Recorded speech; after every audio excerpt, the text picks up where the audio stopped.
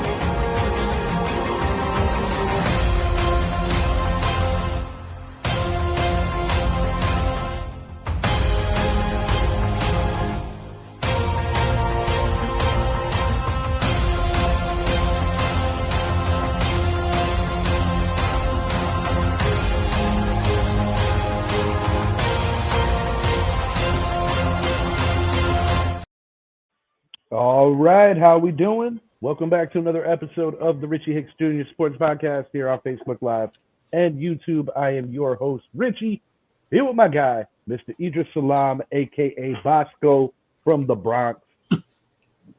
Damn. What's up, people? A lot on the mind, man. Yes, sir. A lot on the mind. A lot going on in the NFL right now. Our team making more than a few headlines, and I'm thankful that we're the second game up on the docket because I have so much to say about the New York Football Giants moving on from Brian Daboll. The news actually came over as I was doing my Monday rundown, and towards the end of the show, it was announced on my ESPN feed that that's what was going down. So plenty to speak on with regard to that matter. Currently, we got Thursday Night Football going on. New England Patriots on the move, down 7-0 early. No, excuse me. They just got in the end zone. Yep. We are tied up at 7. 7-7. We are tied up at 7. Patriots just tied it. They're 13-point favorites, so that's laying a lot of points in something that's not college football. So having said that, I did pick them to win 31-13. We'll see if the Jets can keep it up. That was a good first try. Yeah. Yeah, I agree, man. The Jets, I don't know. I think next year they may be better. We'll get on that, but yeah, they should handle it. They should handle the Jets. I don't know what to say about them. They've won 2 in a row for whatever that's worth. I don't know what to say about the Jets, man. The Jets are a bad team, and we're going to talk about 2 bad ones going to Spain. We got the Miami Dolphins. They are the designated home team here. 3-7 Commanders, 3-7 Dolphins. Marcus Mariota getting the start yet again for the Commanders, as I think the Commanders have to win this game for them to even consider playing Jaden Daniels anymore this season. And, the Dolphins are a weird team. They beat the brakes off of the Bills last week. They have a quality win against the Atlanta Falcons. It seems like once a month, the Miami Dolphins look like a team that has been in the playoffs in recent memory, or at least, vying for playoff position. And every time the talking heads get to, hey, Mike McDaniel's on the way out, the Dolphins go and kick somebody's ass. Yep. And if you look at the 3-7 record, that 1 win a month kind of meets the ratio right now. As we are in the 3rd month of the NFL season. Yeah. I don't know what to make out of Miami. I think the players generally like Mike McDaniel. I think they do. I think this is on ownership anyway. That ownership is just. I don't see it much better than Cleveland's ownership. They just do shit. I expect them to win, to be honest with you. Jaden Daniels not being on Washington is a whole different team. And that Washington defense is not a typical Dan Quinn defense, man. They haven't played a solid game, if I'm being all the way honest. We got to go back to early in the season. I think it was week 4. Was it week 4? Week 5, when they beat the Los Angeles Chargers in LA. Yeah. That's Yeah, the last time I think Washington put together an honest defensive performance. yeah, and I think with Miami, man, they've looking good the last couple of weeks, dude. I mean, they're looking good. Um, Tua got the glow. Waddle's waddling again. I mean, Yeah. And this is without Reek, mind you. Devin Achan's exactly. having a hell of a year, even though they're a bad team. Yeah.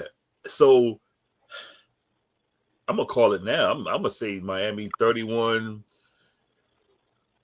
Washington 17, man. Yeah, I'm kind of similar, like-minded to this. I'm going 34-17 in favor of the Miami Dolphins. I do want to say one thing on the way out to the next game before this. Okay, you lose Austin Eckler early in the year. Ja'Cory Krosky merit, while he might be a piece, is not. He's not geared to be the lead horse. They don't run the ball at a good efficiency. Mm-mm. Mariota at least looks like he was cooking a little with tight end Zach Ertz. Zach Ertz, Yeah. of course, was Jaden Daniels' favorite target this particular year. Let's not Yeah. forget Terry McLaurin. This guy's been missing all kinds of action this year. And it's just not good. You know, I said this on our preseason NFC East show. The Commanders were beneficiaries of a soft schedule last year. Yep. And they were beneficiaries of catching last year's best NFL team, the Detroit Lions, in a week where they were literally decimated. I mean, everyone, Idris was injured. Everyone. And, you know, it's hard to follow that up. And unfortunately, this young man is getting, Jaden Daniels, we're talking about, getting a lot of comparisons to RG3, and it's scary. You know, I talked to Zappy off air today, and Zappy agrees with me on the sense that, or actually I agree with him, Jackson Dart, Jaden Daniels both have to change their playing style to stay on the field a little more. You know, Jackson Dart, and we're going to speak on Giants in just a moment, a lot of concussions early on. Yeah. You know, going back to even the end of his college run. And whether you get Mike McCarthy in there to replace Daves, whether you get Lane Kiffin, one thing is for certain. These are coaches that are going to try to evolve him into a pocket guy. Zappy made a good point off air saying how McCarthy did that for Dak in Dallas. Yep. He did that with Aaron Rodgers. Yeah. Absolutely. But you hate seeing this. You hate seeing the young rookies. And the reason why I'm making the transition, not just because the Giants in the next game, is because Jaden Daniels is last year's Offensive Rookie of the Year. And depending on what the Giants decide to do, if they want Jameis to just, you know, play X amount of weeks and really take it easy with Dart, I'm not sure. Because, you know, Dart is the future, and they may want to take a step back before they take more steps forward. You know, I think with Dart, I think if we play, I mean, our season is gone. We're not going to make the playoffs. We're not going to. I don't care. We went on a run right now. It would require a 7-game winning streak, and then you still would need help. We still need help. Yeah, we still need help because everyone in the division beat us. So, yeah, I mean, I would probably play Dart because I want him to still get that experience and get that work. But I'm playing Jameis most of the way through. Because I mean, there's no sense. Let's not forget, Jameis is on the books for next year. Yeah, and I think Jameis is our man going forward. Because I was listening to Patricia Trainer today, and she was like, basically what she's hearing, Russ is out. Jameis is our guy going forward, and I'm cool with that because I like Jameis. He's positive. He loves New York. He knows his role. Everybody loves him. That's the type of guy you need back in your rookie up or your second year quarterback, whatever he's going to be. And I'll be honest. I know Russell Wilson is a good guy, or you know, so he portrays that very, very well. But man, just keeping it on the sports level, I am so sick of hearing Russell Wilson talk. I love my teammates. I want to be a part of this. A part of what, bro? Every time you come in, you throw something in the dirt. You look like you haven't been prepping. I'm irritated that we signed him for what we did, and I'm more irritated that he was a week 1 starter when it should have been Jameis Winston. We signed Jameis first. Should have kept Cutlitz as the practice squad guy. The end. And that's the part. And see, when a lot of fans say, "Oh, we shouldn't have fired Dable. Dable is the scapegoat." No, he's not the scapegoat. we signed Jameis Winston. That's all we needed as the veteran. We keep Cutlets. We got our rookie. We got okay with Jameis. We might sit my man Dart. You're gonna run this squad until da da da da, blah blah blah blah. Russ has never been a rah-rah type of guy. And you're in New York now. You're not in Wisconsin where you played. You're not in Seattle. You're not in Pittsburgh. You're in New York. And in New York, we don't, it's no, except if we're walking down the street. But in sports, no. I need to hit you. I need to hear this. And Russ is not that guy to where Jameis is like, hey, we got this. Let's go. Praise God. Let's go, y'all. And we need that. It's New York. Yeah. It's frustrating because I understand why they did it. Yeah. I think the Giants had a vision that if they could get something out of Wilson or Jameis, but they ultimately chose Wilson to be the starter, that they could prolong bringing in Dart. But truthfully, when you look at the way that these rookie deals are structured nowadays, it puts more and more pressure on organizations to get these kids on the field quicker and quicker. We saw it happen when Eli Manning was the number 1 overall pick by the San Diego Chargers. They traded Eli to the Giants in a huge trade. And after 9 games, Kurt Warner was out. This is the closest thing that we've had. And Jackson Dart got action earlier than Eli in terms of being the starter. I mean, Eli did play week 1 of 2004, but it was in mop-up duty when the Eagles were kicking the Giants' ass. Not the same thing. But we're moving along. We both on the Dolphins for a 2-score win over the Commanders overseas. Green Bay Packers 5-3-1 at the New York Giants 2-8. Mike Kafka, as you already alluded to, interim head coach Jameis Winston, getting the start in place of Jackson Dart, who is currently in concussion protocol. The Packers look to get back in the win column after 2 very disappointing defeats in hallowed Lambeau Field against the Panthers. I said hallowed. And the Eagles. What loss is more frustrating if you're a Packer fan? I'm not sure, but I will say this. A loss to the Browns this year, a loss to the Panthers, a tie to the Cowboys. This is the team I picked to win this conference.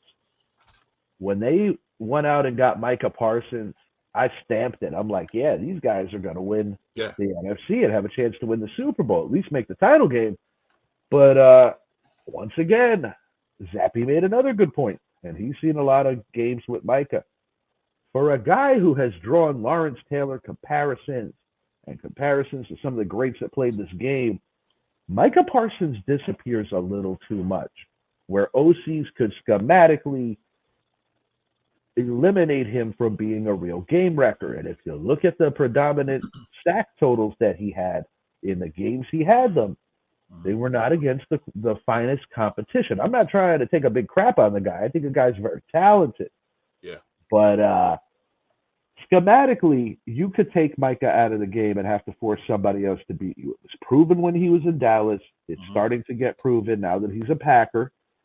And maybe Jerry wasn't as crazy as everybody thought letting him go. Because, the Cowboys, I will say this, before they blow it up completely, they may have one final run in them. I do believe that the moves they made, and once again, I give credit where it's due, Zappy's like-minded, he said it, is more for next year.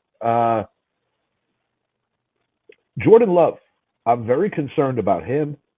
This is a guy that, unfortunately, always seems to make the critical mistake at the worst time. Sometimes he dodges the L bullet by doing this, but lately it seems that Love is having a rough go just getting the offense to work at its top capacity. And this is a Giants team. It's weird. So you fire your head coach.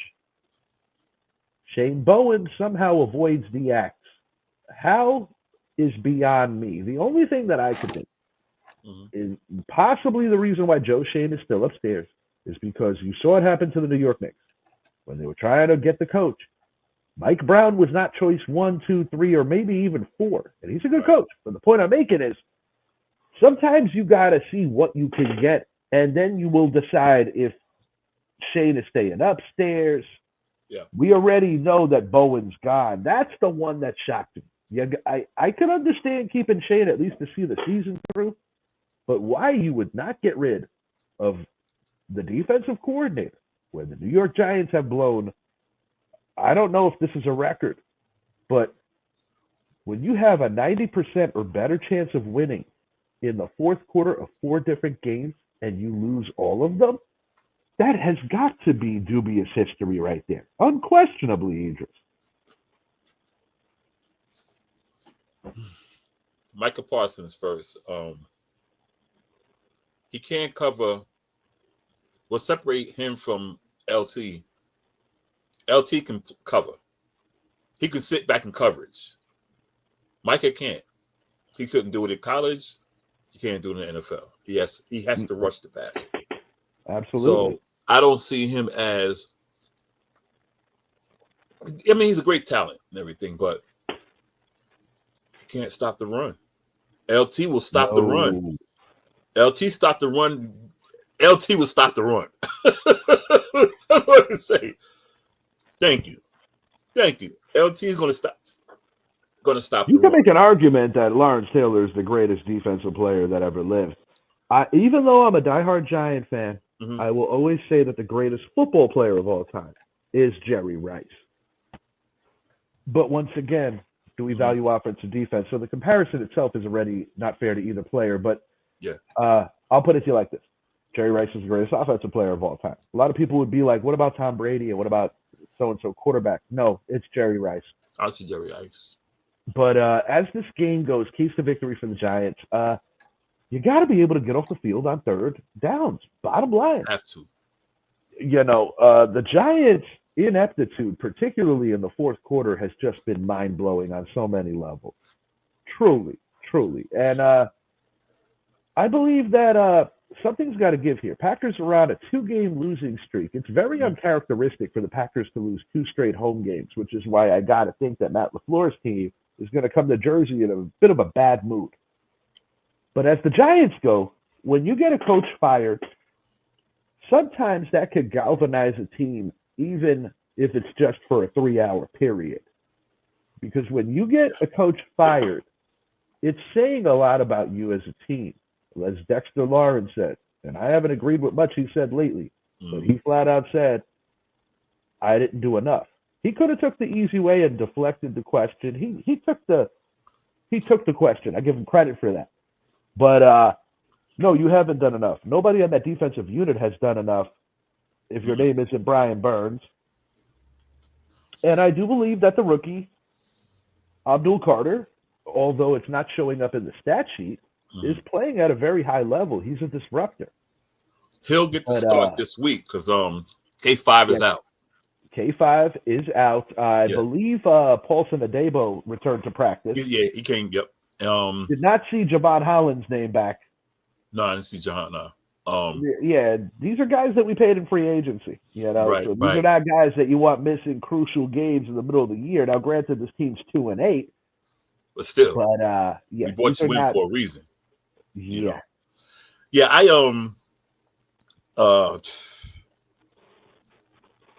Jordan Love, he just seems to make that particular mistake that hurts the team. It's like, and it's always I can see if you're under pressure, but it's like he makes that.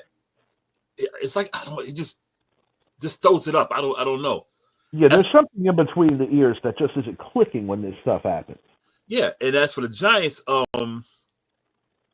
they were just too much to keep Brian Daboll around. And Shane Bowen was one reason. It was too much because Shane Bowen should have been gone after we blew that second. Dallas we blew, and right after that we blew another one. Shane Bowen should have been gone. Well, the funny thing, Idris, is according to many people that I've spoken to in the Giant community, Brian Daboll was basically fired after the Denver game, and then John Mara had a change of heart. But to your point, I think Daboll, and I said this to people on and off air, the desperation and the jock riding that he had with Jackson Dart was not Unbelievable. so much about Jackson Dart. It was like, whoo, he's gonna save my ass. Yeah, that's exactly. Jackson Dart does not need Brian Dable. No, And and you, nobody that loves the New York Giants needs Shane Bowen. Joe Shane, I'll be real with you, bro. yeah, I like what he did with Scatterbo, Tracy. yeah, He made a nice trade to bring in NFL sack leader Brian Burns, who actually has a shot at Michael Strahan's record. yeah, yeah. But I'm sorry, man. Too Gotta many go. miss. You miss on Tay Banks. You miss on Evan Neal. And I don't know how you want to classify K5. I like him. He's a good player, but he's certainly not worthy of where they took him at number 5. With me, with Shane, with Joe Shane is, it's not so much the drafts, it's how we've handled things. Okay, like with Daniel Jones, and this is not me being a Daniel Jones fan. The way we handled Daniel Jones. Okay, he wasn't playing well. We sat him. And then you said you put him out there to play defense. And then you sent him That on was his way. very disrespectful. And I'm glad was you said that, disrespectful. Idris. Yeah, I'm glad you said that because when you look at, we talk scapegoating, and it's Yeah. a recency bias amongst fans. hmm I never want anybody to get fired, Mm-mm. but the man's getting paid very, very well to sit on his ass right now. This is my thing. Yeah. The way they treated Daniel Jones on the way out, say what you want about Daniel Jones. Maybe he wasn't the right guy. He took all the hits. He took the beatings. He did anything that was ever asked of him, and he always handled himself in a very professional manner when talking to a very difficult New York media. Yeah. Brian Dable was afforded a lot more patience than Daniel Jones was. Yeah. And, And you know what? The thing about it is, and see, all that leads to that handling that situation was like that kind of turned me off because I already knew Saquon was going. I already knew that. I mean, I knew Saquon was going. So I think most of us did. We just didn't think he would go to Philly. yeah, that was it. Yeah. Then when he did that to Daniel Jones, I was like, come on, you don't do that to him. Very disrespectful, dude. It's Yeah. like And then everything this you gave us and your recent playoff run don't mean a damn thing. right, and then you got this year. You see, Shane Bowen is not getting it done. You got to say, hey, you got to fire this guy. He could be like, look, we got to get rid of him because he has that power to say it. Yeah. And with Brian Dable, he goes with it too because well, look at how Daniel Jones is doing in Indianapolis. Now, look at how Wink Martindale's doing at the University of Michigan. Not to mention that. Let's back it up to 23. mm-hmm, We'll back it up to 23. mm-hmm, We beat the crap out of the Philadelphia Eagles to close the season. We ended on a high note, 6-11. Probably could have won 8 or 9 games that year, but we finished 6-11. Yeah. This is a year removed from a playoff berth. mm-hmm. So, you know, as a fan base, I don't think we were freaking out. We're like, yeah, we had, you know, an off year. There were a couple of things that happened good. Mm-hmm. One of them is that we led the league in takeaways, tied with the Baltimore Ravens that year. Yep. You know, we beat the Eagles at least once. Probably should have beat them twice. Mm-hmm. You know, there was a couple of good down that year. But when you look at Dable having an issue with Wink, and he's kind of played weird with Kafka, taking his duties away, giving them back, taking them away, giving them back. I think John Mara upstairs started seeing Brian Dable as a guy who was not as real as you thought because this is a dude, like I said, the way he was jumping on Jackson Dart's nuts as a desperation thing with saving his job says all you need to know. And the lack of maturity for a head coach of the New York Football Giants to try to go into the fucking blue tent. I understand that Cam Scatterbo is his homie and they're young men. Yeah. That's normal shit. Yeah. But for a coach to do that shit, too many things. And then you talk about ineptitude as recent as Chicago. You have a goal-to-go situation, but you take 3 instead. But yet you go for 6 when the probability is take the 3 there. These are things that Brian Dable has done time and time again. And the weirdest thing, 2022, it seemed like everything was just everflow. Everything was terrific. We do bring back Isaiah Hodgins, who was on that 22 squad and was one of the better players in our receiving corps that year. I like the move. It's a quality one. But Davis is out. Period. End of sentence. Bowen will be out. It's just a formality. But I am rooting for Mike Kafka to at least make the Giants think about this. I want Mike Kafka to look good. I think he's put in some time. But see, And I'm curious to see what he could do. The year we went to this, went to the playoffs. Kafka was calling the plays. That's why I didn't understand. He was calling the plays. I'm like, why are you taking? I didn't understand. See, we've seen this happen. Do you recall when Jim Fossil took play calling duties away from Sean Payton? Yeah. Now, with all due respect to the late Jim Fossil, where did their coaching careers go after that? Sean Payton is a future Hall of Fame coach if people could overlook Bountygate. Yeah. Jim Fossil, may he rest in peace, not the same caliber of coach. He had one good run, and I think a lot of that was predicated off of Kerry Collins having a career year, Barber having a career year, Strahan having a great year. No, he was definitely a coordinator. And see, that's what I'm saying with Dave. I'm like, my thing is, you're the coach. Bowen is blowing it. Absolutely. And you're calling plays too. And the offense is looking stale in the fourth quarter. We're not putting teams away. No. You don't want to get rid of Bowen.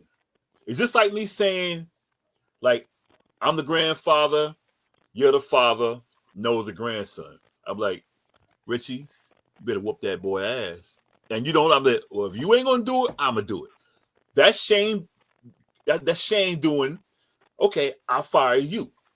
So now that you're going, he know he's going too, Bowen. He know that's a wrap in the story.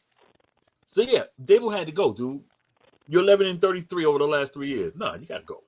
No, not good enough at all. That's worse than freaking. No, I don't want to say his name. Yeah, don't have to. As the game goes, Green Bay Packers are going to win because the Green Bay Packers not losing 3 in a row. Prove me wrong, Giants, but my genuine prediction, I think the Giants show up and keep it close. Green Bay 27, New York Giants 20. Packers by 7 in Jersey. But it wouldn't blow my mind if the Giants win the game because Jameis Winston is a very interesting character, and I hope he performs well. But this is a lost season. The thing that excites me about the immediate future is you have 3 very young players, quarterback, running back, and wide receiver, who are all entering years 2 and 3 next year. So, but they got to stay healthy. And Jackson Dart has got to transform a little more into a pocket passer. Don't get me wrong. I love his running element, but he's got to get down. He takes too much hits, and he doesn't have the frame for this. Green Bay by 7, breaking up their 3-game losing streak. What's your final? I'm gonna go. I'm gonna go 27-20 Green Bay. I think the Giants have played inspired football, but we're missing a lot. We got a lot of people out this week.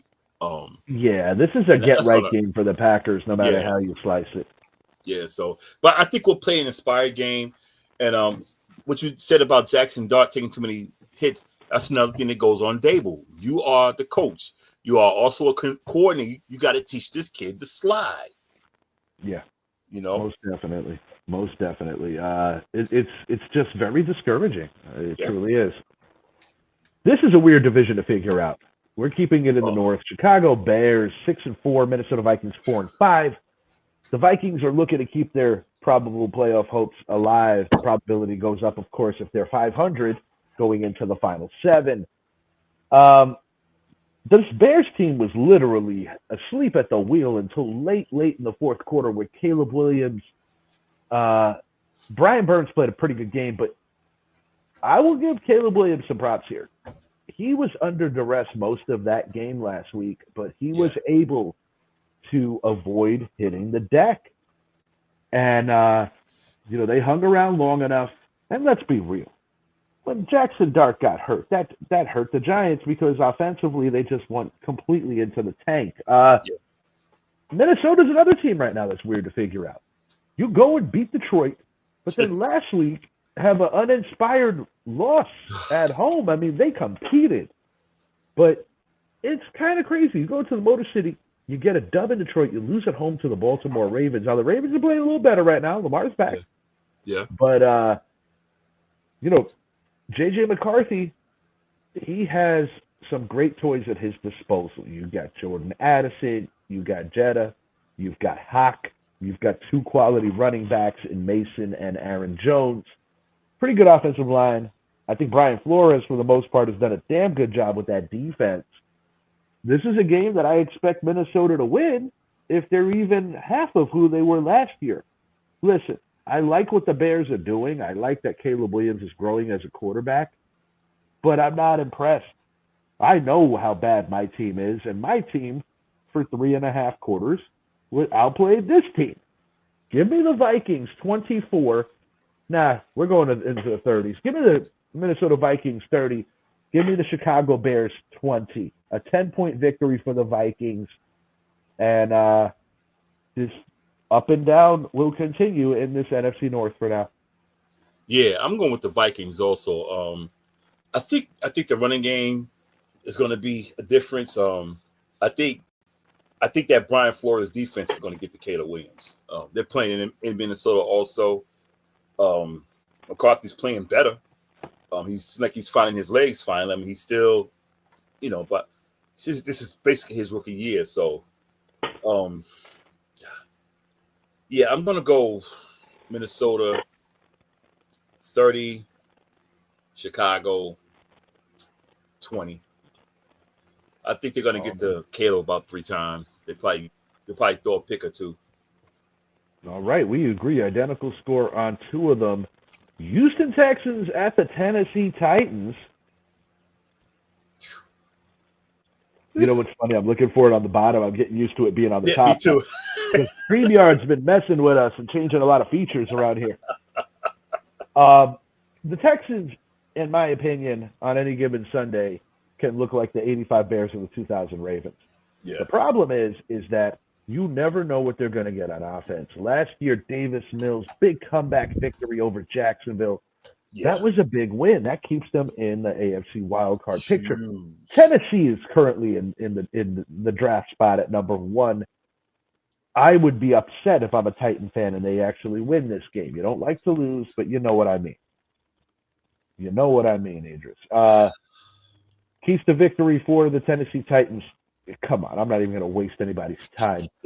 Houston Texans 34, Tennessee Titans 17. A 17-point victory for the Texans on the strength of Woody Marks getting close to 20 carries, having a big day on the ground, and that defense is going to be all over young Cam Ward.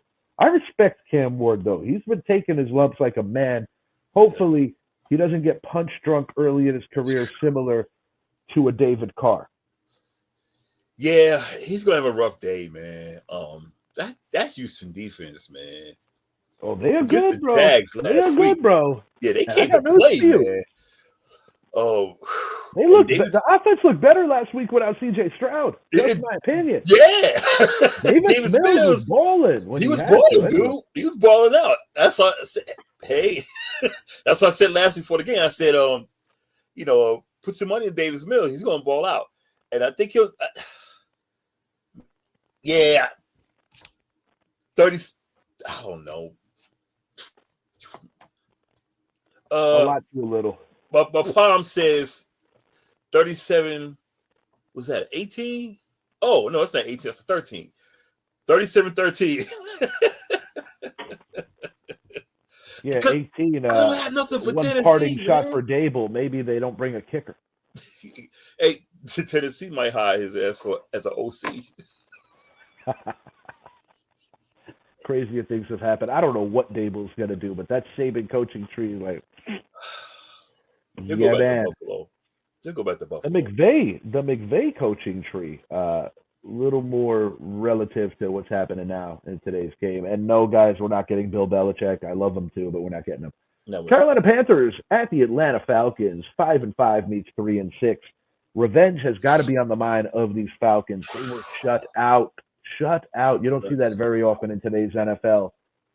By these Panthers. Panthers coming off a tough loss as they were handed the L to the New Orleans Saints. Our guy Book last week was here. He's a Saints fan. And I told him, I said, I thought the Saints were going to show up. I thought they were going to make it competitive.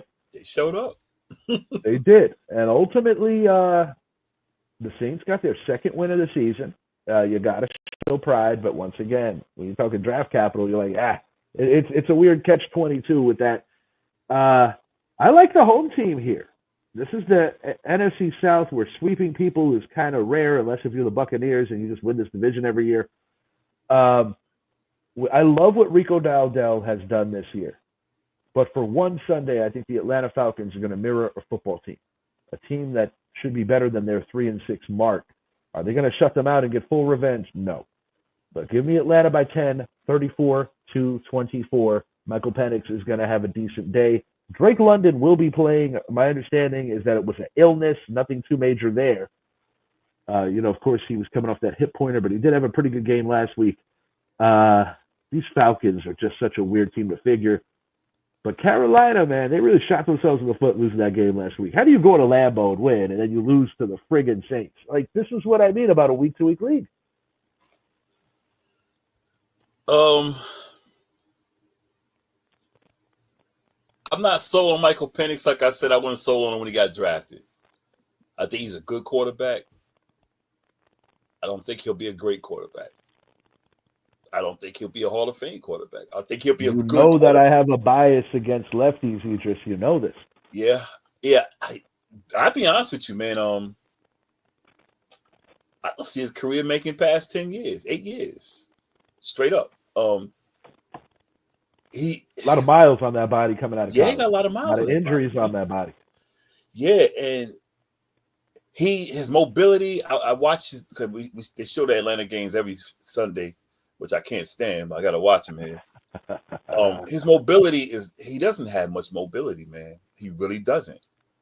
And he's going to need Algier and Robinson. He's going to need them. He's going to need running backs his entire career, guys who can hit the hole because the Carolina Panthers going to sweep them, man. That's all I got to say. 24-21, Carolina Panthers. No, I know that you have a fondness for your hometown team, although you are a transplanted New Yorker. I get it. I watched that first game. The only thing I like about the Falcons is their owner. I love Arthur Blank. I love the Arthur Blank. Hey, that's a cool dude. That's a cool dude. That's cool dude. Product. He's one of them good owners. I like him, man. Yeah, good man. Yeah. Good man. All right, we're going to keep it in the South here. Tampa Bay Buccaneers traveling to Buffalo. Both of these teams really need this game. The Bills, this is not the first time in the Josh Allen era where they've had like a mid-season conundrum where they're like up and down, and you're like, yo, what's going on, guys? You're supposed to be a Super Bowl contender.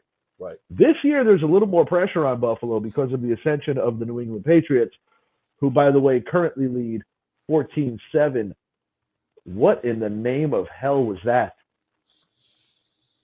That is what we call just not being on the same page as your quarterback. As Justin Fields threw a pretty ball, but definitely did not run the right route. New England, very good field position, taking over at the 41, just giving people a heads up on the game. Tampa has the luxury. I don't know if I call it a luxury, but they have a little cushion. That Carolina loss last week really screwed up the Panthers, but not to the point where they can't win the division still. They're only 2 games in the loss column. And if I'm not mistaken, they have not played the Buccaneers this year yet. Don't quote me on that, but I don't recall them playing each other this year. I don't think they did. Buffalo, what's wrong with them? Well, I'll tell you what's wrong. I think they struggle mightily against prolific running backs and teams that could make the legitimate commitment to running the ball. We saw it last week. Devin Achan just cut these guys up. Diced them up, dude. And, that was long overdue. Yeah, I believe he was just running everywhere. I believe that was the longest winning streak if we're talking divisional ball.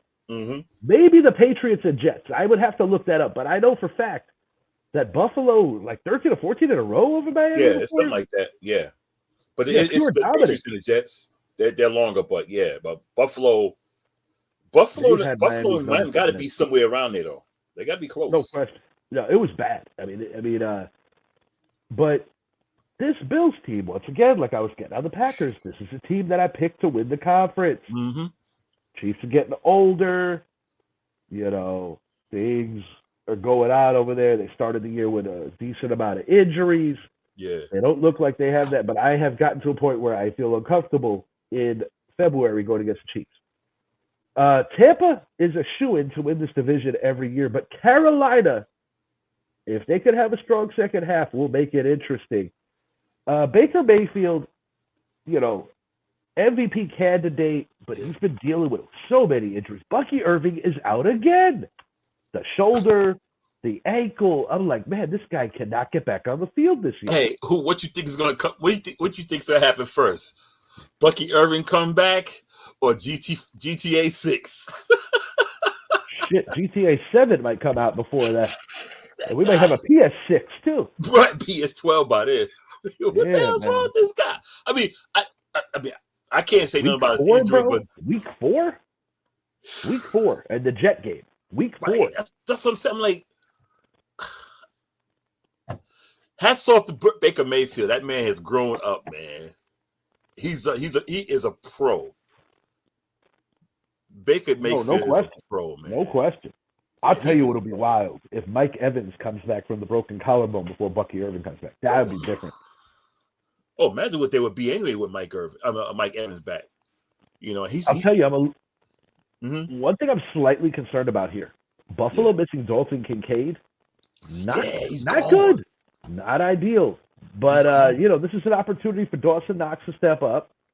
Can Tampa stop Josh Allen doing everything? I'm going to say they might be able to hold him off for a while. Yeah. I just don't see Buffalo losing this game after what happened in Miami. Tampa needs this game, but Buffalo's going to win this game. It'll be close. Give me the Buffalo Bills. I'm going to go 31-24. A 7-point win for the Bills. I think both offenses are going to be able to have their flow, but it's in Buffalo. The weather's going to be cold. I got to take the Bills here. I got to. Yeah, it's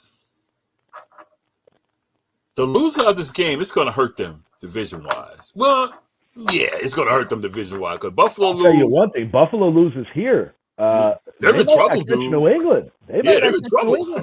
They'll be a wild card. They're going to be a wild card. Then. They'll be in trouble. And if although I still have Tampa winning the division, a loss here and a win here by Carolina, apply a little pressure. Hold up. So I think this is a must win for both games. Period.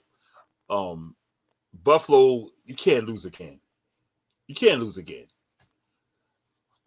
At home, two of your losses are losses you should have won. You should have won. Period. I would go far as say it's 3 you should have won. James Cook, I think, has a game here. You said he what? James Cook has a game. The Buffalo defense has to step up. Period. Yeah. Missing Kincaid is going to hurt. Yeah, missing Kincaid, but you got Cook in the backfield. Josh Allen still has his leg. He just can't fumble on balls like he did last week. I'm gonna go Buffalo. I'm gonna go Buffalo 31-24. And I have a request for you while we're talking about Buffalo. Yo. You have one mission. Yeah. Beat Josh Olsen this week and then trade Josh Allen and Khalil Shakir to Brett. Okay. Some draft capital after you get your first win of the year. Okay. I sure will. Playing spoiler. Yeah. Hell yeah. Hell yeah. All right. Cheese, man. Let's go. For real. Last time the Battle of 240-somethings was possibly the most entertaining game of the year if you love offense. Aaron Rodgers and Joe Flacco went berserk on Thursday Night Football earlier in the year. Jamar Chase, he's so frustrated with losing. His defense is so bad. Pittsburgh Steelers coming off a very poor performance in SoFi against the Chargers. What gives here? I'll tell you what gives. the Bengals will make an attempt to have another shootout, but the difference is that the Steelers have enough on defense to prevent getting smoked out again like they did in that first game. I expect Joe Flacco to play well, Yeah. but I think this is that kind of week where Aaron Rodgers will have one Sunday where he looks like the Green Bay guy that was winning MVPs. And that's more predicated off of the fact that the Bengals defense is just shit. Pure shit. Stinky, smelly shit. They're bad, man. They're bad. I expect Jalen Warren to have a game. I expect Aaron Rodgers to have a game. Jonnu Smith. Rodgers, I don't know if he'll throw for 4 touchdowns. Give me 3 touchdowns for Rodgers. That'll make it 21. Boswell's good for 2 kicks. That's 27. And the defense will do something, setting up a Warren. Steelers 34. Are we going to the 40s? Let's go to the 40s. Pittsburgh Steelers 41. Cincinnati Bengals 30. 11-point victory for the home team, as I am not impressed with the Steelers right now. But, yeah, what, 70-something points? That's still a shootout in my eyes. It's a shootout. Kind of like the old Buffalo-Miami games in the 90s. Well, yeah. Hey, it's a shootout. Rodgers got to do something this week because his QBR last week was like single digits, dude.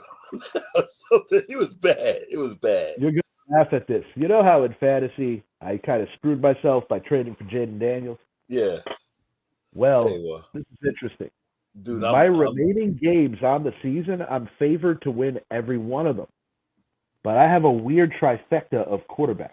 Joe Flacco is not going to be the starter in Cincy much longer. I have Aaron Rodgers, who was my backup for Herbert, and I got Jacoby Brissett. But check this out.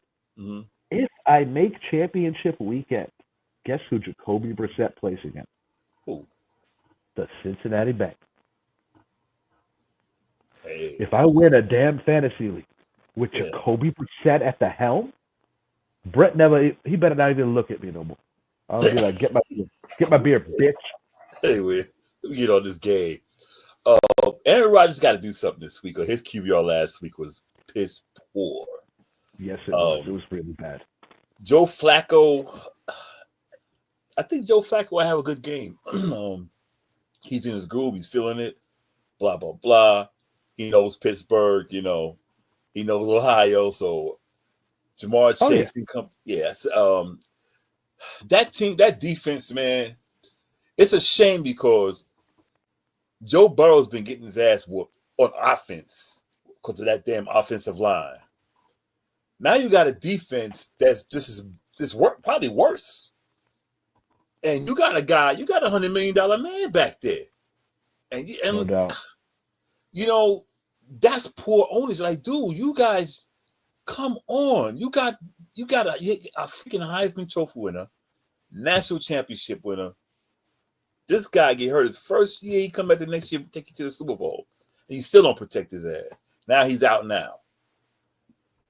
I say when his contract is up, he is gone. He's out of there. But anyway, back to the game. I think Aaron Rodgers will make up from last week. They're at home too. And he has the right defense to get back on the game. It's the right defense. Other than our defense and the Cowboys defense, I think Cincinnati's worse. To be honest with you, we just blow games. Cincinnati's a different level of that, and the reason why it's so bad is because their offense is so damn good when they want to be. Yes, yeah. I see our defense. We just can't. Brown. Yeah, our defense couldn't just close out the final 7 minutes because we have a good defense until the last 7 minutes. I mean, that Cincinnati defense, man, let's just get a score. I'm gonna go Steelers 38, Bengals 24. Will the Steelers miss the playoffs this year despite winning this game? Because the Ravens are right on them. I know. And the West is 7-3. The Chargers, Broncos, and Chiefs are probably all going to make it. It's hard, man. It's hard to say. They got a chance to miss it, dude. Indy should win the South, barring some kind of meltdown, which I don't see happening. Yeah, because That's 4 teams right there. Yeah, that's what I'm Patriots saying. probably are going to win the East. Buffalo, I got to think, makes the playoffs. Well, how many teams we got left? 1? Yeah, because damn, dude, you got 3 in the West that could make it. You got 2 in the East. And defense wins in the second half of the year. So that's Texans, 5. The 3 in the West and the 2 in the East is 5 already. And you still got the South, Indy, Indianapolis. Baltimore. Bye-bye, Pitt. Pitt ain't making the playoffs. Yeah, I know. So, yeah, Bye-bye. It's going to be a tight Bye-bye. squeeze, man. Bye-bye. Bye-bye. All right. So enjoy this victory, Aaron Rodgers. And Aaron Rodgers is going to retire after this year. There's nowhere else. He said that anyway, so. Nowhere else for him to go. All right. The Chargers at the Jaguars. This could be an important game for the Jaguars because they're another team that could go the wrong way right now. It's in Duval. Chargers coming off a feel-good win at home, really shutting down the Steelers. Yeah. I could see a lot of the same against Trevor Lawrence here in Jacksonville. And I think we're going to see a lot of the same.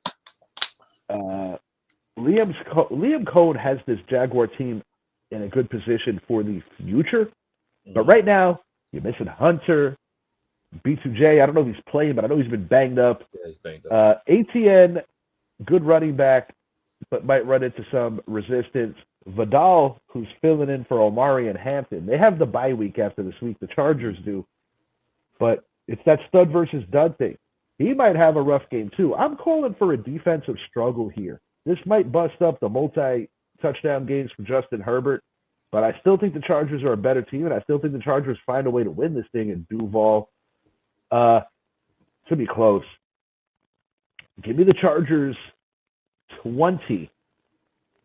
Give me the Jaguars 17. A low-scoring affair. The Jaguars scored 2 touchdowns in this. Do I really mean what I just said? Yeah, 2017. 2019. 1-point victory for the Chargers, and that will jump them up to 8-3. Jaguars might be going in the wrong direction at the wrong time. Yeah, I'm still not sold on Trevor Lawrence. He's another one. Hell no. I said he's not all that, y'all. He's not all that. I said he's a good quarterback, but he will never be great. Oh, I knew that when he was 5 years, you know whatever. And I said, yeah, he's not that guy. He's not gonna get them over the top. No. He's Blake Bortles with athletics. Better hair. But yeah, he's Blake Bortles got at least to an AFC Championship game. Anyway, back to the game. They're in Duval, and Duval is not their home field. Most of the time, they're not. They're doing better this year, but Chargers coming up for a good win. They know they got to keep pace with Denver. They know they got to keep pace with the Chiefs. They know it's out there. But I'm going with the Chargers, man. I think they got a little bit more. I'm going to go a little score too, 24-21. The Chargers. All right. 49ers, how do they have a 6-4 record is beyond me with all the injuries. I don't know. And the Arizona Cardinals, they're another weird team. Jacoby Brissett. Yeah. I like what Brissett's been doing on a week-to-week basis. Last week, they just got moked out. They had no chance. They had no chance in Seattle. That game was over before it even started. Yeah. Darnold, let's go. Let's get him out of here. Those Seahawks are dangerous, man. Yeah. Watch out. Yeah, you got Pete Carroll in Las Vegas. You got Russell Wilson carrying Jameis's bags. Different time in Seattle. A new day. DK Metcalf is a Steeler. It's a new day. But as this game goes, we keep talking about teams holding on for dear life.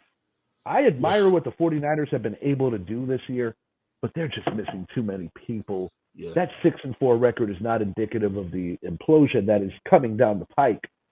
Give me Jonathan Gannon's boys, the home team here.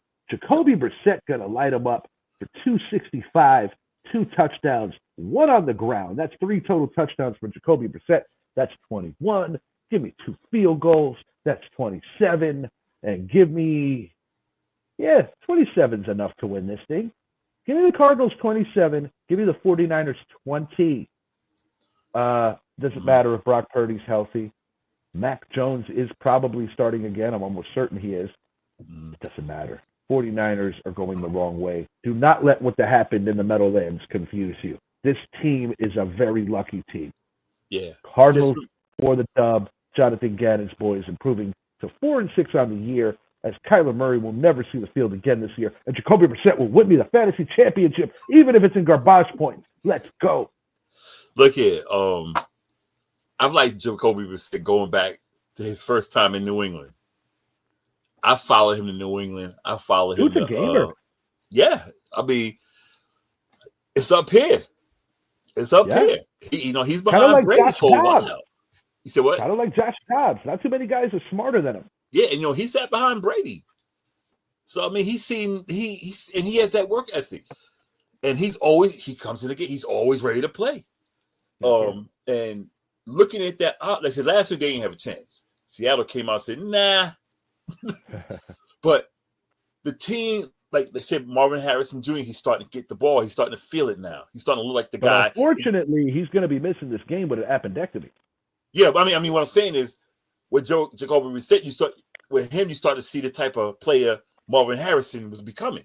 Yes, and he's getting Murray the ball did not around. Get that out of him. Yeah, and he's playing more in the pocket, and he runs when he has to run. And he's a big guy. Sure. So to where Kyler Murray, I agree, he won't see the field. He won't see the field anymore. He's ready to run.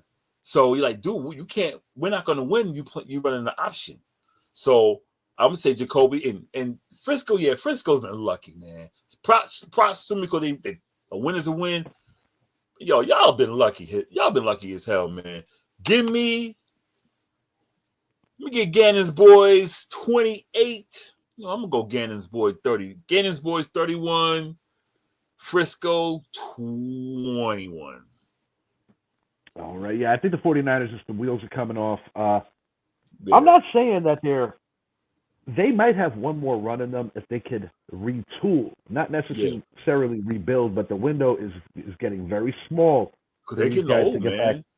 To Super Bowl relevancy. But it's going to be weird. And I have a prediction on Kyler Murray's future. Aaron Rodgers is on the way out. Yep. Would you be the least bit mind blown if he's the Steelers quarterback next year? I wouldn't. Nope. All right. You know what? It wouldn't surprise me if they grab him or Shador. Oh shit! I'm just saying. But nah, it would. Yeah. It would not. If he was in Pittsburgh, Kyler Murray, it wouldn't surprise me at all. Did you just say Shador? Yes, sir. Yeah. No. Kyler. None. But Shador needs to either come in or be shown the door because nobody deserves to be in Cleveland that doesn't choose to live there. Okay. Yeah. The Baltimore Ravens at 4-5 at the Cleveland Browns 2-7. When will we see Shador Sanders? That's a segue by accident, folks. See how I segued that right there? Perfect segue. Yeah. The Ravens are playing much better football since Lamar Jackson's return. This is the former Browns. This is the current Browns. The people in Cleveland, in addition to hating Jack Parkman's shimmy, they hate the Baltimore Ravens. They hate what Art Modell did to them, leaving in the middle of the night. And they won 2 Super Bowls. Yeah, one against our beloved New York Giants, the other against Shed's team, the 49ers. I will say this. The key to victory for the Cleveland Browns is to make Lamar Jackson uncomfortable. Cleveland is not an easy place to go on the road and get a W no matter what's going on. Cleveland is the kind of team that plays stingy defense. If they had a direction at the quarterback position, they would be in a better position. Who has the better kicker right now? That's debatable. We know that Lamar Jackson is gonna do his absolute best to get everybody involved. Yep. And I saw the Baltimore Ravens put it on the Miami Dolphins on offense. These are not the Dolphins. This is gonna be a low scoring affair, bro. Yeah, I think you're looking at this is a field goal game. Possibly. I think you're looking at a field position game. Possibly. Give me Derrick Henry, 1 TD. Give me Lamar Jackson, not his best, but one touchdown to Mark Andrews. That might be his only passing touchdown of the game. That's 14 right there. Give me 2 more field goals from that rookie kicker they got. That leaves us at 20. 20 is more than enough to beat Cleveland. Give me the Baltimore Ravens 20. Give me the Cleveland Browns 13, 16. 20-16. Late in the game, Dylan Gabriel throws a costly interception. Yeah, we might see Shador. We might see Shador. I hope so. Yeah, might as well. I mean, the season's over. I mean, you got Action Jackson on the other side. Entertain the fans. Yeah, season's over. Might as well. Yeah, I've seen enough of Dylan Gabriel. Yeah. I mean, I like the kid, but like I said, he's not a starter in this league. He's third string, man. He's third string, period. And I like him. I do. You know, I want the kid to kick, but what a shit show in Cleveland. Yeah, And she do it too. But anyway, check this out. I think the defense is good. Hey guys, let's get rid of Baker Mayfield. He just won a playoff game at Pittsburgh. Let's get rid of him because we can't possibly afford to deal with his torn labrum. But let's go give Deshaun Watson all the money. Fucking idiots. Fucking idiots. They deserve what they get. Oh yeah, that's why they're the Browns. The shit That's why they're the Browns. You're damn right. That's why they're the Browns. The only team not worthy of a logo. The Browns will brown, period. Yeah. Unbelievable. Just unbelievable. You get rid of Bernie Kosar for Vinny Testaverde. You fire Bill Belichick. Let that marinate for a second. Go draft Johnny 8-Ball. We need to talk about that. We need to talk when we did this. We need to talk about that the Giants shit for real. We really do. We so let me finish this up. We need to talk about that. I think Derrick Henry's going to be the difference.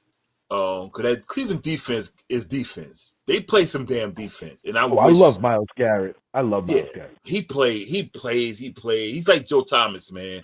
Joe Thomas sat there through all the nonsense. He said, "Hey, I respect him because it means something. Because he gives a shit about that team's history. Yep. I respect that. And see, because Garrett could have went anywhere. Absolutely, he's good enough to go anywhere. He said, "I'm out just right here," so he'll go down as one of the Cleveland Browns greats. Anyway, and all you could hope for is that they provide him with a team that can do something before he's too old. Yeah. So I think the difference will be Derrick Henry and Action Jackson, because I don't see Shador or Dylan Gabriel going in there and lighting up that Pittsburgh defense. I don't see it happening. That being said, I'm gonna go Pittsburgh. Baltimore 24. I mean Baltimore. Man, why would I think Pittsburgh? Oh, because we talked. Yeah, I'm going because that's the rivalry. I'll go Baltimore 24, Cleveland 13. I think the 24 won't be a 24 where you say they beat their ass. It'll be touchdown late or something like that. I'll be real with you. A Cleveland victory wouldn't shock me. Oh no, not in Cleveland. It would prolong the Steelers debacle. The Steelers are still going to squander this division. It'll just make things a little more interesting. I think so too. When Baltimore sweeps their asses. Yeah, I think so too. Yeah, man. When you're playing in Cleveland, man, they'll beat you. Hey, Chris Dixon, at least one of your teams might make the playoffs this year. Yeah. Yeah. Bitch ass. Kansas City Chiefs 5-4 at the Denver Broncos 8-2. I'm gonna get this one on the ticker. Oh, nice. That was good. Yeah, there's something about giving our viewers vertigo that just does something for me. All right, Kansas City Chiefs 5-4 at Denver Broncos 8-2. Listen, man, I like that the Broncos are winning games, but they are not impressing me the way they're supposed to. Okay, Demaryius Thomas Day, the New York Giants, it came back the way they did. All right. Last week was the most uninspired 3 hours of football I've seen, the most boring paint-drying bullshit I've seen in a long time. I don't think the paint dried. Oh, my God, that was awful. 10-7 over the lowly Raiders. Talk about playing down to the level of your competition. the Chiefs are not the typical Chiefs team this year. Do I think they're good enough to go to another Super Bowl? I'll be honest with you, I don't. But the problem is in the AFC, nobody has really shown their ass on the level that they are here to take it, unless if that team is named the Indianapolis Colts. And the interesting caveat with those Colts, who are on the bye week, is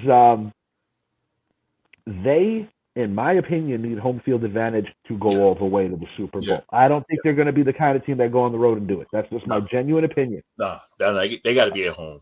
And this Kansas City team, who has made a living off of ripping the hearts out of NFL fans, that's what champions do. You know, they went on the road, they do stuff like that. Call me crazy. Chiefs for the dub, making this thing interesting. You don't think Denver's just going to run away with a 3-game lead on the Chiefs, do you? I certainly don't. Not Spags, Andy Reid, Patrick Mahomes, Travis Kelce, who's soon to be put out to stud. No, sir. Give me the Chiefs in a low-scoring affair. Chiefs 23, Broncos 17. Let's have some fun with it. Give me overtime. Give me overtime. Okay. Bo Nix, pick 6. I said it. Screw your fantasy team, Brett. Thanks for passing me Bo Nix, because that was my first thing I was going to talk about. He's taking a step back, dude. He's taking a step up back. And down and back and forth. I don't know which way this guy's going. He's taking a step back, and this is what I predicted about him. He's taking a step back. I think he's going to be a good quarterback because of who he has coaching him. But yeah, I don't see him as Drew Brees. Anyway, no. You never bet against Patrick Mahomes, but man, I'm not impressed with them, man. They find ways to win. I mean, they find ways to win though.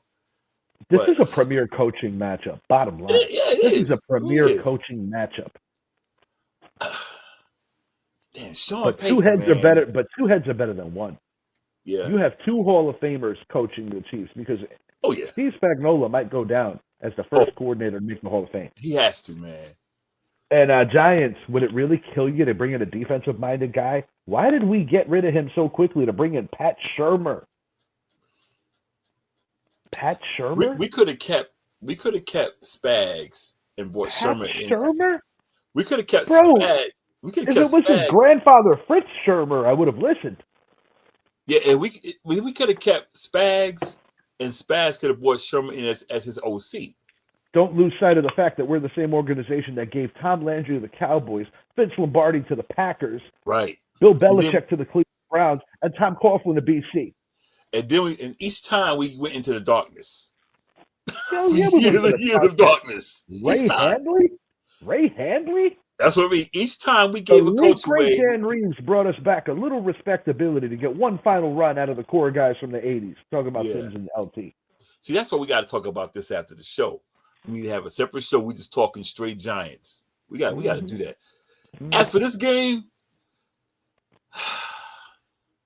I'm gonna take Denver, man, in a low scoring game. I'm gonna go. Damn. I'm gonna go 23-21. But if KC wins, it wouldn't surprise me. All right. I like that we're disagreeing. That makes it for more interesting. Yeah. It's hard to go against KC, man. But dang. Sean Payton, man. He don't slouch. No. This is going to be a premier coaching matchup, as I already alluded to. Yeah. I got OT KC victory 23-17, and you got Denver winning. So it should be 23-21, yeah. All right. Field goal. Seattle Seahawks going to LA, SoFi. The 12th man might outnumber the Rams crowd in this game. You know the Seahawks travel well. They obviously make a lot of noise at home. We know about that already. They've been better on the road this year. Go figure that. Similar to the Patriots. Matthew Stafford right now is enjoying good protection.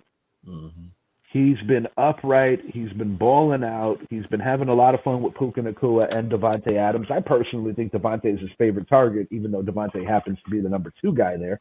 Yeah. Devontae's having a hell of a year. Nice bounce back for him. Kyren Williams, Notre Dame product. I want to see a little more Blake Corum.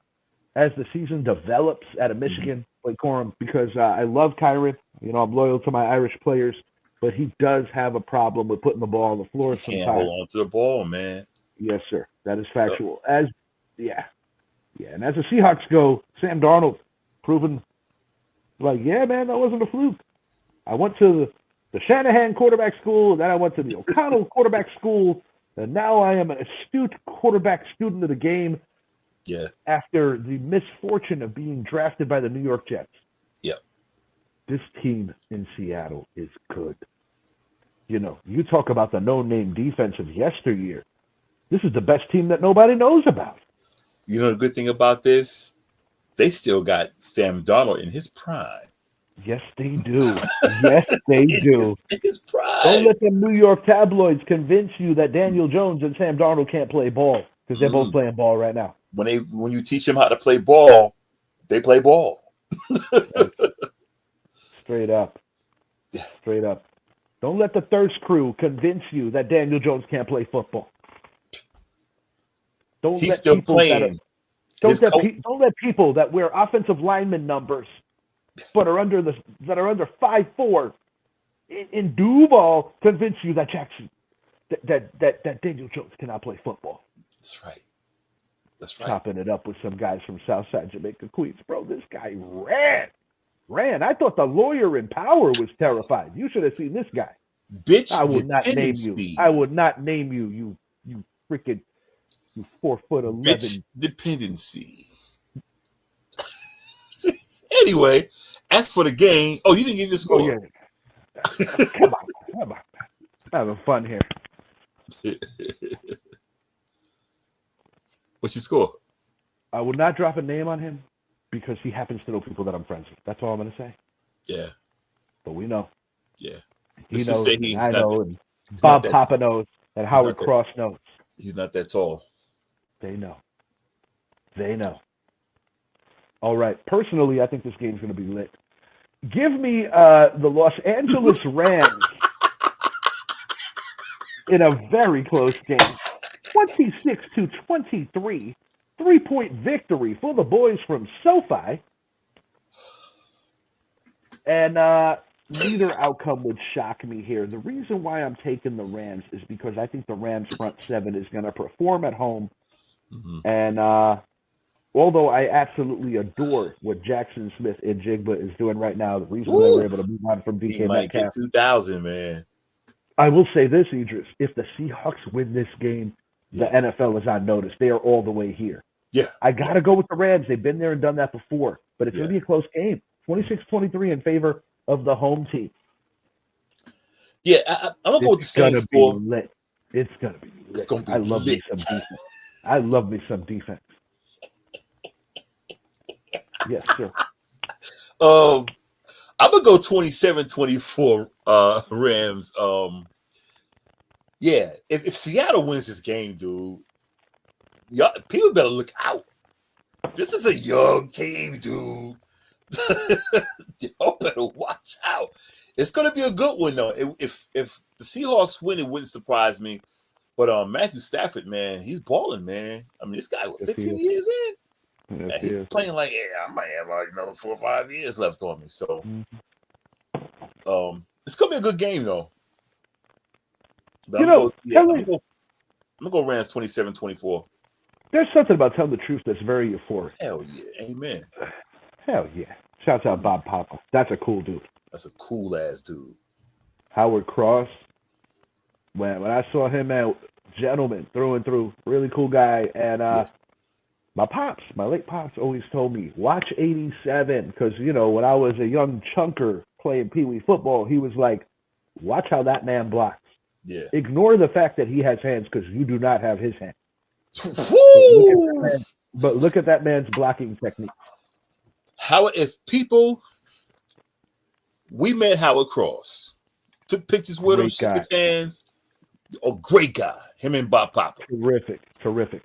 That guy's I don't have fat hands, I got skinny hands, I got boxer hands. This dude's hands, they're like, he probably can grip a football. His fingers might touch the other side. I mean, Howard Cross got some hands Big on him. man. And the only member from the 2000 G-Men that Mhm. won the Super Bowl 10 years earlier in the same venue. Unfortunately, Super Bowl 35 was one to forget, but he was the last remaining member of that 90 team. I didn't even know that.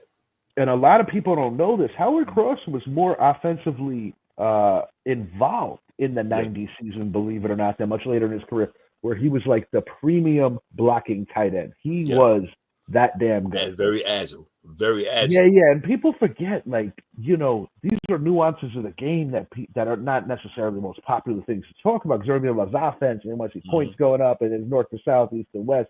You know, and they're like, oh, that's lit. Who wants a Jello shot? Yeah. Shouts out Mike Glennon. Not the real Mike Glennon. I'm talking about Gary Peter. Yeah, man. The pole. Yeah. That was funny. That was funny, man. Shout out his beautiful wife. Shauna was like, I don't want. He's like, just do it. Just do it. Do it. Don't worry about it. I got this. Yeah, don't worry about it. Don't worry about it. They won't even see him. They won't even see him. When you can shake your hand, when you can shake a man's hand and greet him with what's up, bitch, and you can actually do that to him, you know you've met a real special person. Special indeed. No regrets. Okay, Sunday Night Football. Detroit Lions in the link, taking on a very disgruntled A.J. Brown. I'm curious. I know that the season is in full bloom. Have you, by any chance, communicated with one of the better wide receiver coaches in the NFL? Hadn't spoken to him about a month. He don't want nothing to do with you anymore. No, I'm just kidding. I'm trying to avoid him. My damn Giants. Well, if he's icing you, he definitely don't want nothing to do with me. At any rate, you guys are related. He's like, I'm just coming here because that's my cousin. I get on his nerves, man. No, he's a funny guy. I got a good sense of humor. But A.J. Brown, on a serious note, really unhappy. And I'll be honest with you, Idris. This is a character thing that I don't go for. Yeah. You guys are winning football games. Right. You guys are the defending world champions. There's different ways to the top. You look at teams that become dynasties. There's a lot of a word that starts with U. It's called unselfishness. There's no straight line to the top. But my thing is, dude, you are privileged. You're playing for a team that is enjoying the best part of their history since forever, if we're really going to be honest, at least in the Super Bowl era. You know, you can make an argument, as much as it pains me to say this, that the Philadelphia Eagles are the best run organization of professional sports right now, at least the four majors in this country. Say what you want. But I'm not going to lie to people just because I don't like this team.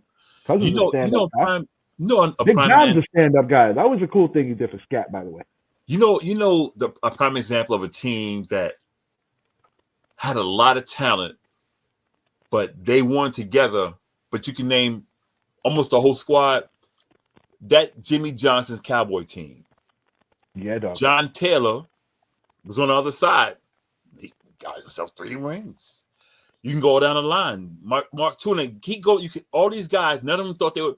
Now, we all knew Michael Irvin was the man there because he was, he's the rah-rah guy, but you knew the whole team.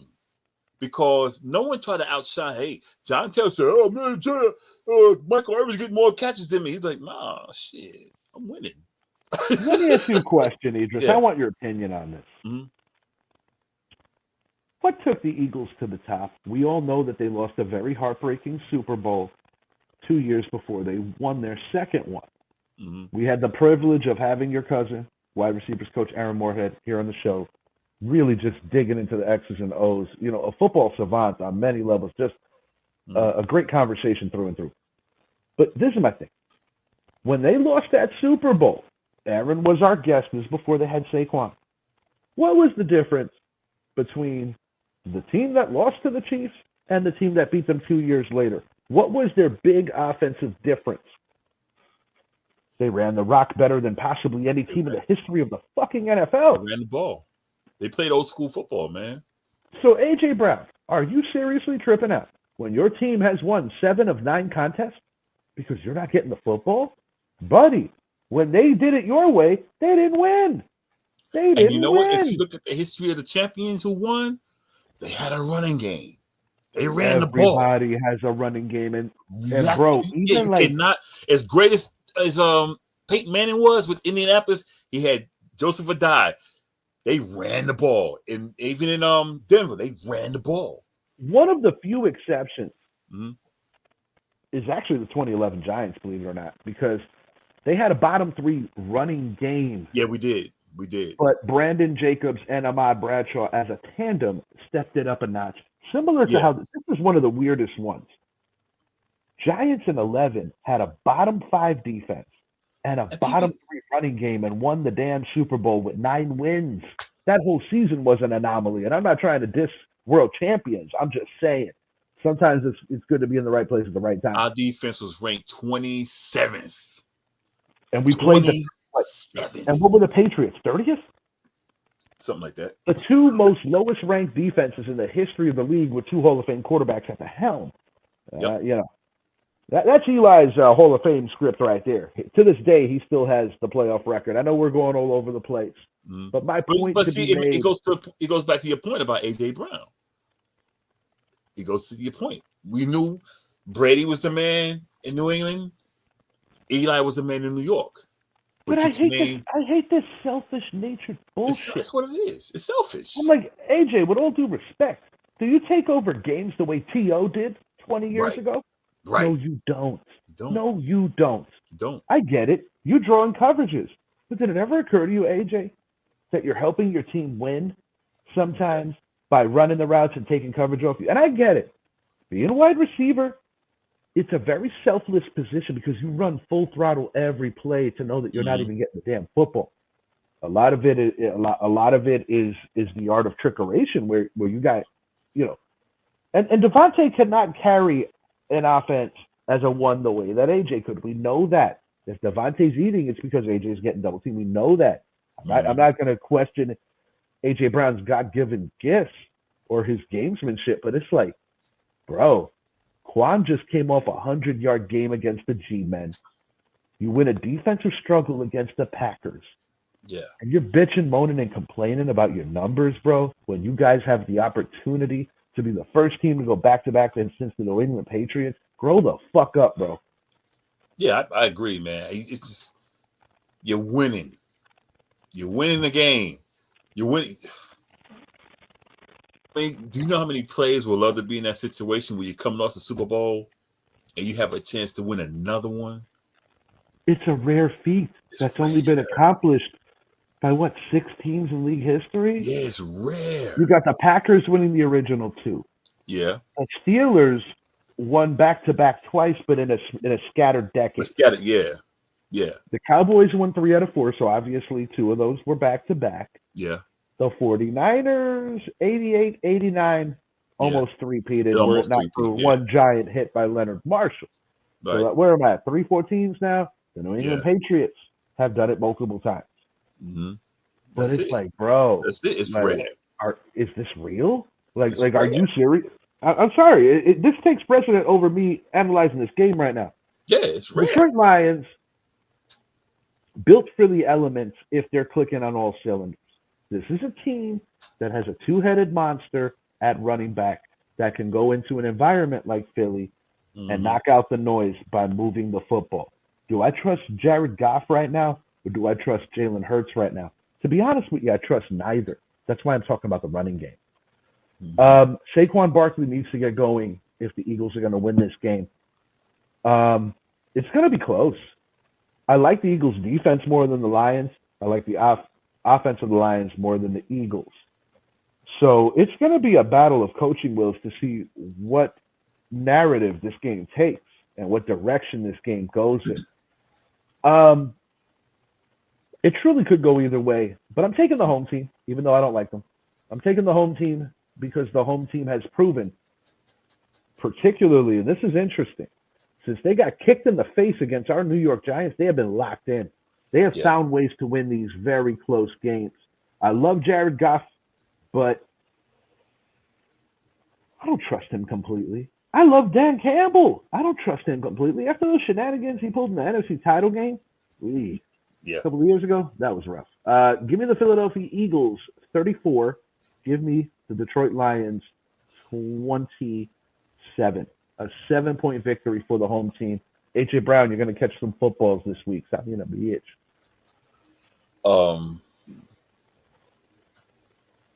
Damn.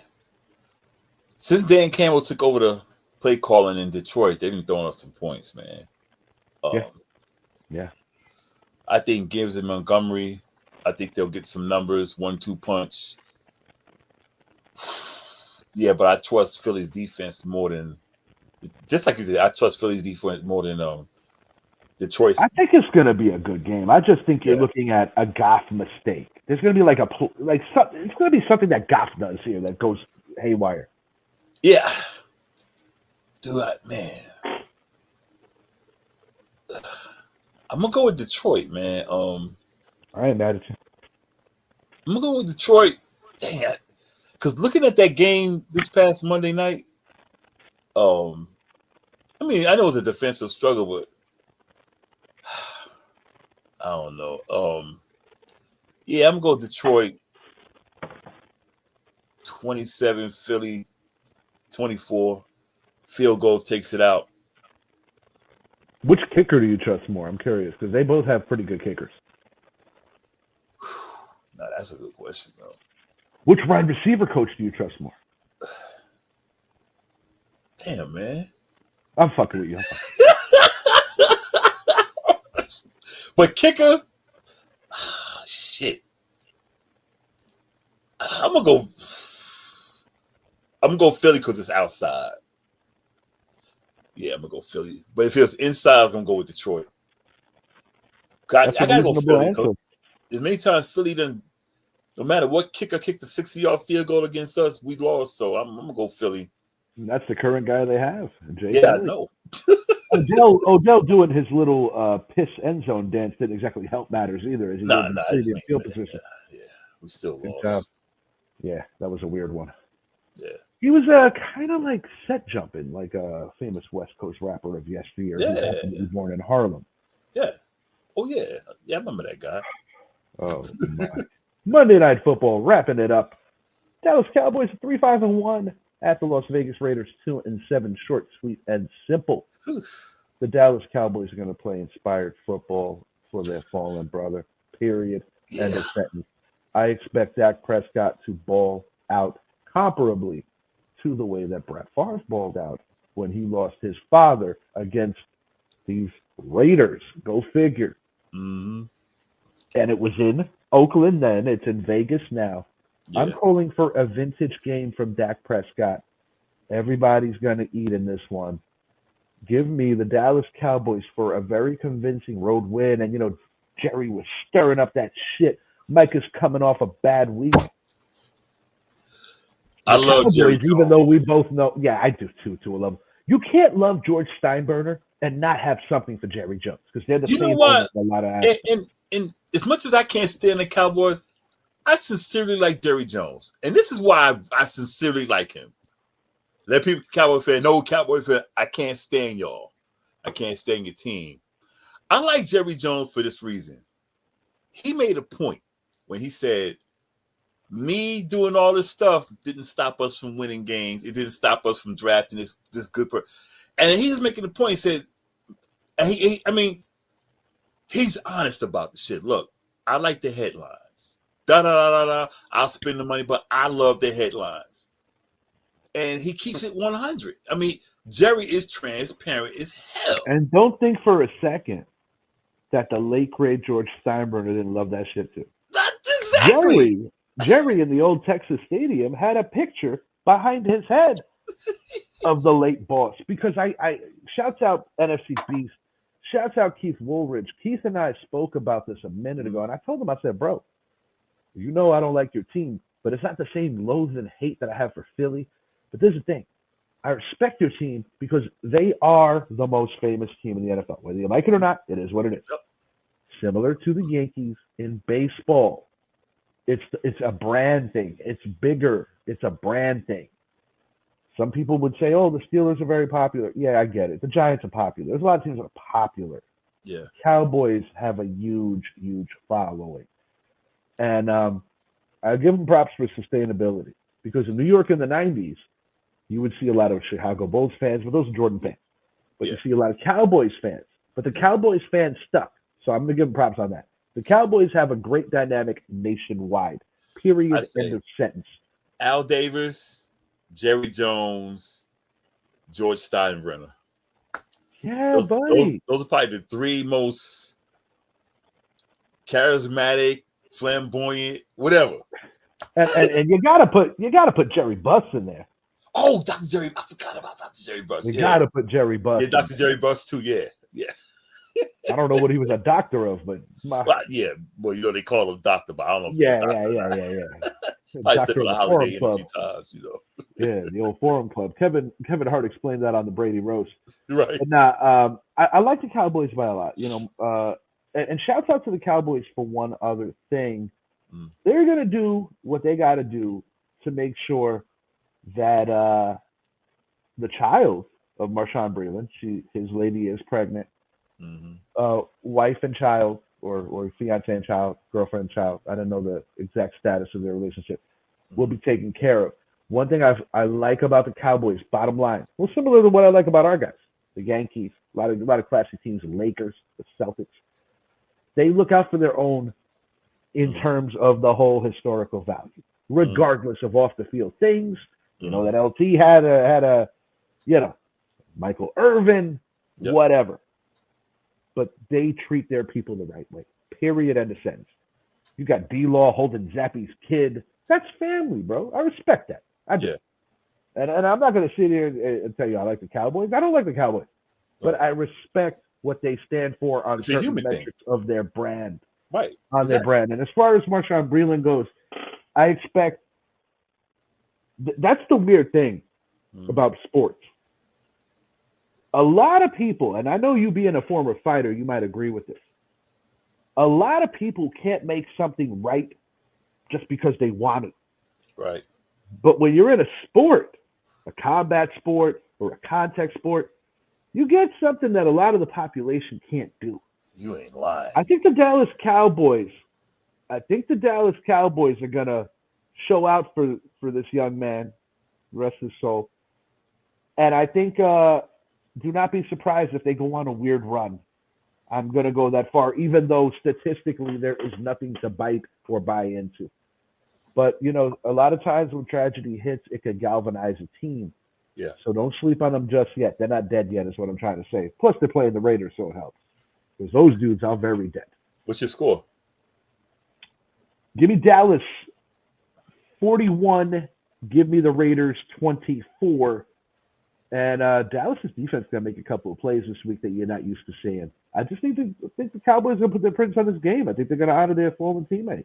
They had a bye week to absorb the tragedy. I think they're going to come in and kick some ass. I really mean that. Yeah, I think Ashon Genty, I think he'll get his little run because, you know, Dallas still can't stop the run. But they kind of short up the line a little bit, you know. Kenny Clark's a good football player. Yeah, but I think he'll get some numbers.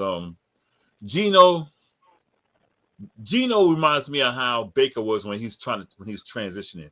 Which Gino are you going to get? You going to get good Gino or you going to get bad Gino?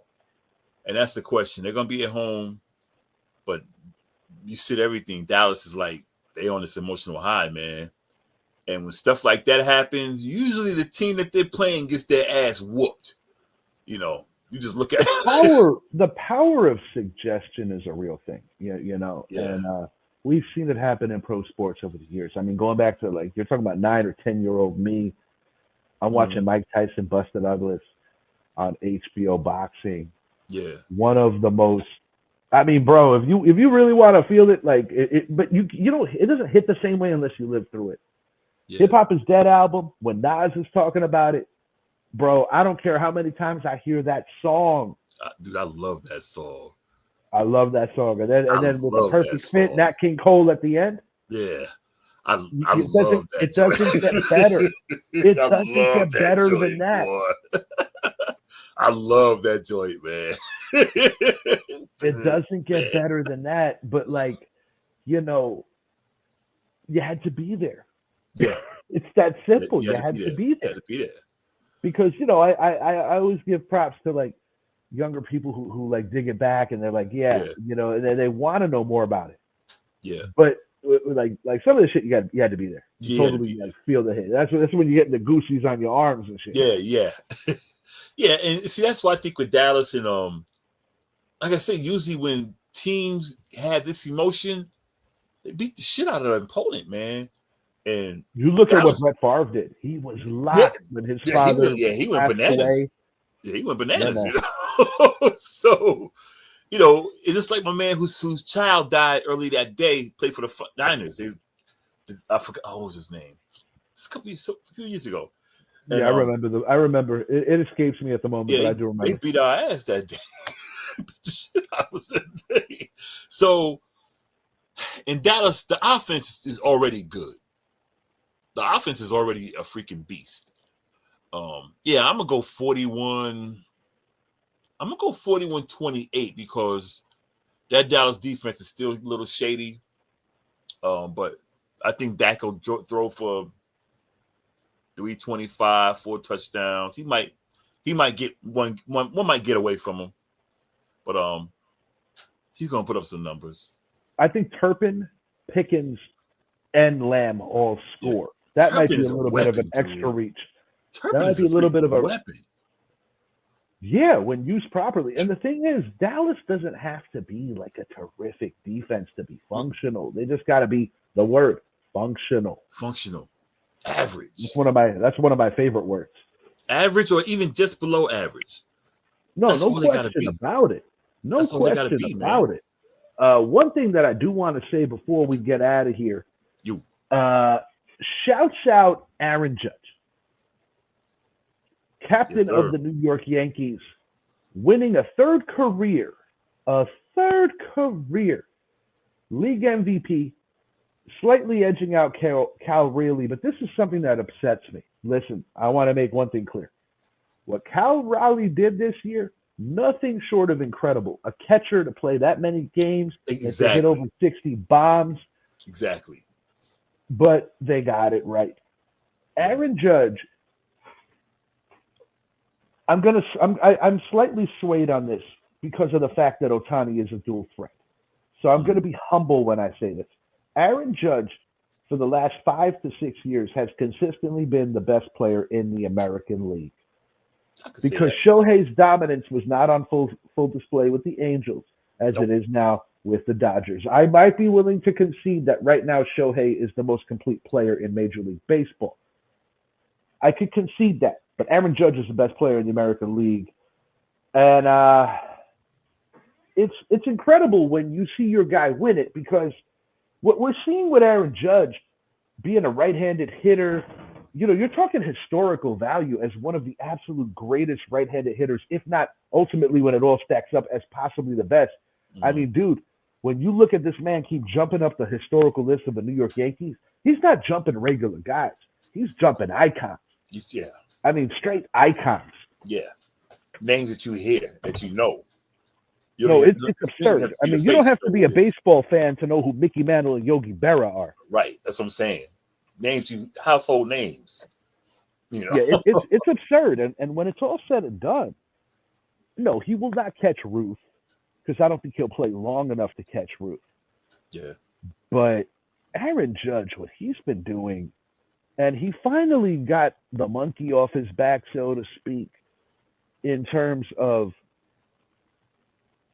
having a great October despite the Yankees not going as far as the fan base hoped. Yeah. You know what I like about it is I'm glad he could have took the money a couple of years ago and went home back to California. Could have done that, but he stuck around. Said, I want to be a Yankee. And I'm glad he did. I'll be honest with you, Idris. Growing up as a kid in the 80s and appreciating Don Mattingly as the captain, although I absolutely respect Derek Jeter, yeah, Derek Jeter never never hit me the same way Nah, that nah. Don Mattingly did. And I think, and it's nothing against Jeter. I just think that Mm, Jeter had the luxury of being surrounded by a more complete team. When you had yeah. guys like Paul O'Neill, Tino Yeah. Martinez, Bernie Williams, a guy Scott who was Scott probably Brocious, going to be Andy the face Pettit. of the organization Yeah, before Brocious Jeter's Pettit. ascension. Shoot. Yeah. But I do want to say one last thing, Yankee related. Don Mattingly, from various reports, there is some interest in the New York Yankees potentially bringing Mattingly home to possibly be the bench coach next to Aaron Boone, as he is no longer a member of the Blue Jays coaching staff. Come home. Well, what I like about that, Idris, and this isn't even about if it's like fire Boone. Yeah. Aaron Boone recently shared, I think going into this year, about, being worn down, some heart related stuff. I Yeah. like the idea of having that dynamic where you got somebody in Boone's ear that's been around. Yeah. I mean, I'm not going to sit here and tell you that Don Mattingly is Don Zimmer, but history does have a positive way of repeating itself sometimes. I'm with you. I'm with you on that. And he knows he comes to New York, he's gonna be he comes to the Bronx, he's gonna be welcomed with open arms. And He it's like knows that. anything else. He said It's what? like anything else. This was Cinderella packaged in terms of what Mattingly, beating Seattle, the team that ended his career. Uh, going through the Yankees, a team that he Yeah. did all the blood, sweat, and tears for. Then you face your former employer, the Dodgers. It was picture perfect. It was so close. It was heartbreaking if you're a Mattingly fan, let alone a Yeah. Blue Jay fan. Yeah. Phenomenal World Series. Major League Baseball won through and through this year. Oh yeah. Uh, but yeah, I hope he comes home.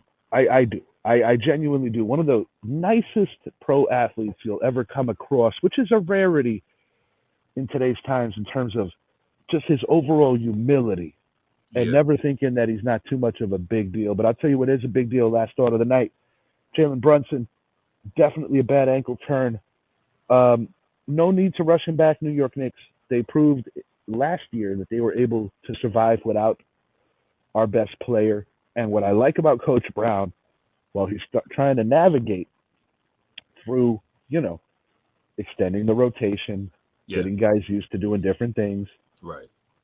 Josh Hart, not necessarily happy, but don't worry, Josh, you're going to be getting some minutes now. And this is an opportunity, in my opinion, for Deuce McBride, Tyler Kolek.